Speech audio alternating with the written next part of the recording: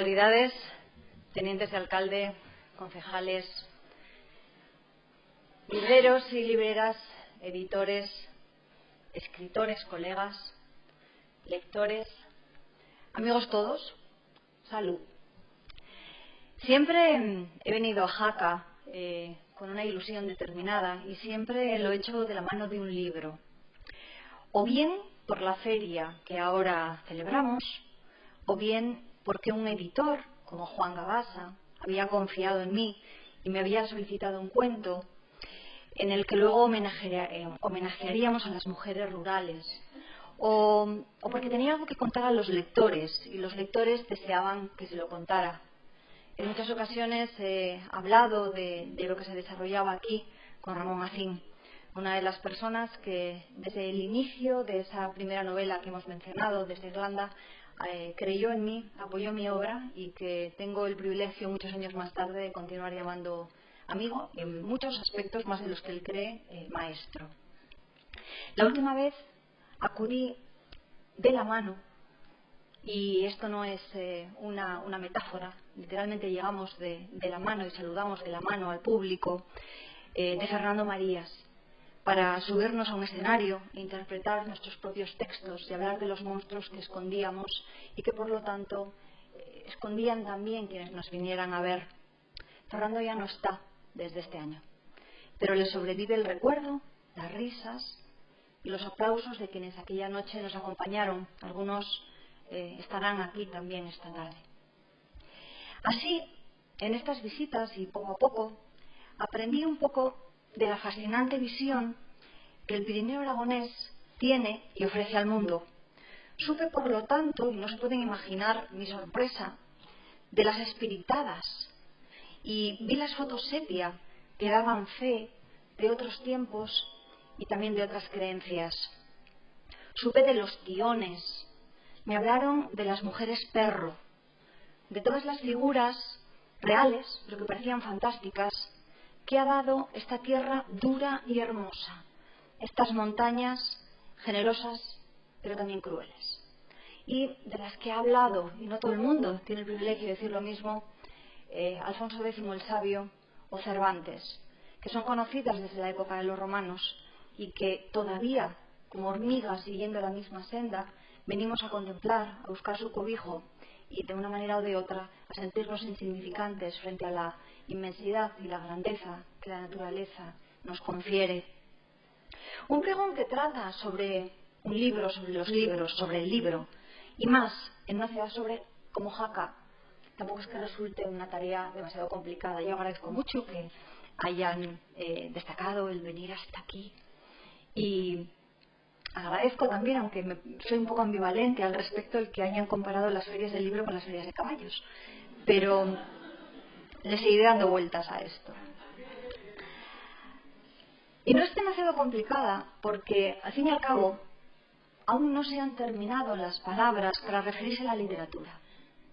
Las 1000 teorías sobre las palabras escritas, y no creo tampoco que se agoten nunca las alabanzas a esta ciudad. Quien la visitó lo sabe. Y los tópicos, como las ortigas, como la hierba que se asienta con fuerza entre el trigo, gozan siempre de buena y de larga vida. Un autor que se precie no debe usar los tópicos, pero estamos de vacaciones. Podríamos decir, por lo tanto, que es un honor y un placer inaugurar la feria a tiro de piedra de esa ciudadela que es una estrella en el centro en el corazón de la ciudad, entre las volutas de los edificios modernistas y al abrigo de los neveros que aún perduran. Sería imprescindible citar a diversos maestros de la pintura y sobre todo a poetas que cantaron los atardeceres malvas y las mañanas rosadas sobre las cumbres, sobre las distintas peñas, que hablaron del fulgor de la nieve antes de que haya amanecido y de los vientos que traen todavía ahora sonidos, noticias y desgracias. Podría hablar durante unos cuantos pregones de la riqueza del arte popular, de sus jotas, de la música y el sentimiento que hunden sus raíces en pueblos tan antiguos que tuvieron aquí su hogar. Fue, de hecho, ese misterio de gente ya muerta el que me embrujó la primera vez que pisé Jaca. Nada de lo presente me interesaba entonces. Ahora me interesa un poco más. Pero cuando se es joven, da la impresión de qué importamos nosotros y de dónde venimos y cuáles son las circunstancias que arrastramos. Y a mí, por lo tanto, lo que me interesaba entonces eran sus historias, el trazado de sus calles, la leve arquitectura que contrastaba contra la rotundez de las piedras, todo eso sí. Quienes escribimos no miramos casi nunca hacia adelante. Nuestra mirada se desvía al pasado o a los márgenes de la realidad. Y aquí, como en muchos otros lugares, hay demasiado que ver como para desaprovecharlo. Fíjense en esas terrazas que nuevamente se llenarán esta noche, repletas de gente que cuenta historias pequeñas, historias mínimas, ¿no? Que muestra enfado o impaciencia o alegría, el reencuentro gozoso tras tanto tiempo de epidemia y de soledad. En las familias que con un ojo vigilan a los niños y con los otros descansan en estos meses duros, demasiado duros para aguantarlos sin esa pausa o sin un desahogo. Fíjense en quienes roban un ratito de otras obligaciones para leer un libro en un parque, tumbados, sentados, o para escucharlo en cualquiera de los otros formatos que se han popularizado en los últimos tiempos. Miren, mientras toman algo, los diseños de las barandillas y los balcones de la ciudad, pero mírenlos como yo los veo, como si me llevaran a descifrar un enigma que se encerrara en esos signos. Esta ciudad habla de los tiempos en los que la belleza era un bien supremo, un bien que había de ser compartido y en los que los insensibles a ella eran compadecidos. Antes de que las historias salten a las páginas de los libros, nos han asaltado por otros sentidos, la vista, o el oído, o el gusto, la memoria, y también por otros medios y argucias. Ahora, o al menos esa es mi impresión, hay un alarde constante de ingenio por parte de escritores o de quienes cuentan las historias de manera oral o audiovisual. A veces esos caminos, el del escritor y el que cuenta historias de otra forma, se entrelazan y se funden. El ingenio tiene algo de malabarismo, de juego en directo, y a veces resulta fácil confundirlo con el talento. Pero a diferencia de este, el ingenio se consume de manera rápida como una llama en el aire y deja poco espacio para el pensamiento.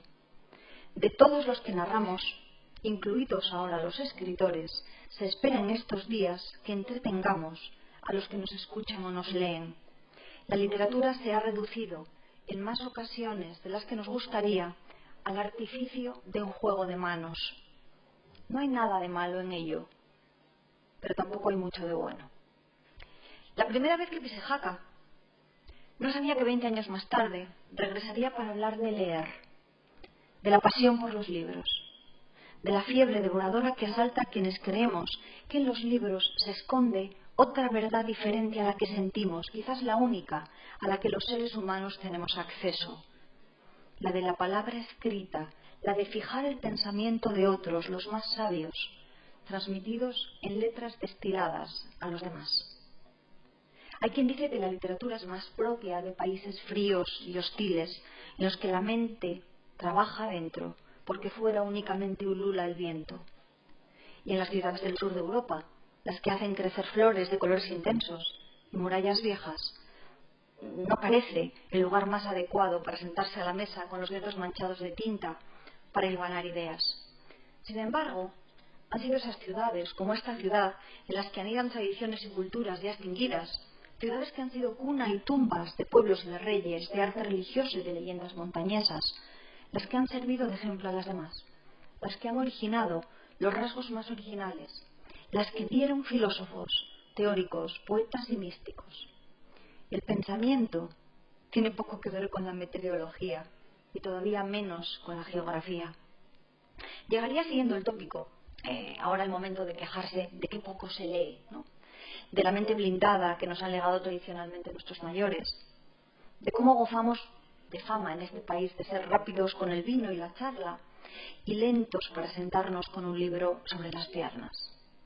Sin embargo, mientras algunos se dedicaban, muertos de hambre y de orgullo, a lamentar que el oro de las Américas, tan duramente conquistadas, marchaba para financiar guerras en Europa, había otros que inventaban a rasgos poderosos tipos que han determinado la imaginación mundial: los pícaros muertos de hambre, el desmedrado Quijote, lozanas desvergonzadas y príncipes que vivían en un sueño.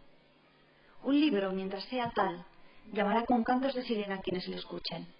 Para quien sabe entenderlos, son tentaciones que provocan con sus lomos desnudos y sus títulos incitantes al desprevenido lector. La Inquisición quemaba libros, como más tarde los prohibiría la censura. Aún hoy hay autores que callan lo que desearían decir, escritores que caen apuñalados en público porque una condena a muerte los persigue durante décadas. Hace falta más que valor para escribir contra el poder o contra lo establecido. Hace falta una voz propia, y eso no se consigue únicamente con ingenio. La mayoría de los autores no buscan esa voz. Repiten las palabras de otros, reproducen historias ya contadas con pequeñas variantes. Muchos prefieren complacer antes que gritar. Se esconden bajo palabras suaves e historias complacientes. Es lo que desean los lectores, ¿no? No me culpen a mí. Soy una guitarra que suena cuando la tocan. Vivimos inmersos en una contradicción constante. Los libreros preferirían, sin duda, vender buenos libros. Los lectores los comprarían si se les indicara el mérito de los bien escritos sobre los mediocres. Pero nadie inicia esa lucha y al final, como ha sido siempre, conviven obras de arte con libros olvidables. Se confía a la criba del tiempo y a la selección de los lectores esa tarea. Y esa tarea estos días recae sobre ustedes. Rebusquen en las distintas casetas. Miren, toquen, pregunten, vean. Así y de esa manera educarán no solamente el criterio y el juicio, y también el gusto, que es caprichoso y que no obedece muchas veces las normas establecidas, lo políticamente correcto o lo estéticamente adecuado. Lean lo que deseen y lo que les guste, lo que les atraiga y lo que descubran. Y abran, si quieren, un pequeño cajón, una pequeña estantería para todos esos libros que nunca sospecharon que llegarían a leer o a comprar y que hoy, mañana, pasado, han encontrado por casualidad y encontrarán al ojo en su casa. Todo lo que rozan los libros parece semisagrado. Si bien el poder que se encuentra en ellos no basta, por mucho que digan, para cambiar el mundo, los que los temían sabían bien que pulen las ideas y las transforman en emociones y que incitan a la actividad más noble y que más pereza provocan en el ser humano: pensar. Quien escucha música siente. Quien se conmueve con un cuadro sueña. Pero ninguna de las artes apela con tanto acierto a la mente, a la acción reposada y peligrosa de meditar. No posee la literatura la capacidad de evocación de la música, no trae el pasado al presente como ella hace. Pero cada vez que se relee un libro, se descubre algo nuevo, una magia que no se encontraba en el libro anterior, sino en el lector. Un artificio extraño que sobrevive de momento a todo, a las modas y a las presiones, al exceso de ingenio y a la falta de talento, a crisis, hambrunas, guerras e imperios. ¡Qué extraño! Un arma tan peligrosa, pero sin filo ni química, sin gritos, pero que se extiende, conquista, invade países y cambia voluntades. Y no, un libro no es inofensivo. Recuerden lo que tardan en sanar los cortes producidos por sus hojas, lo que tardamos en olvidar las frases producidas por su lectura. Un libro ofrece gafas para descubrir el mundo. Una feria del libro no es sino un telescopio para descubrir el universo, un microscopio en el que analizamos el alma. Las voces, las vidas, las confusiones de quienes dejaron sus pensamientos por escrito anidan entre esas páginas y a veces su peso puede sentirse en ese olor especial de las librerías de nuevo y de viejo, de las bibliotecas, de las imprentas, de los libros que nos leyeron cuando éramos niños. Cada buen lector es un milagro. Cada feria del libro renueva la posibilidad de ese milagro entre el lector y la letra muerta. De modo que gracias a todos por asistir y por renovar día a día ese milagro.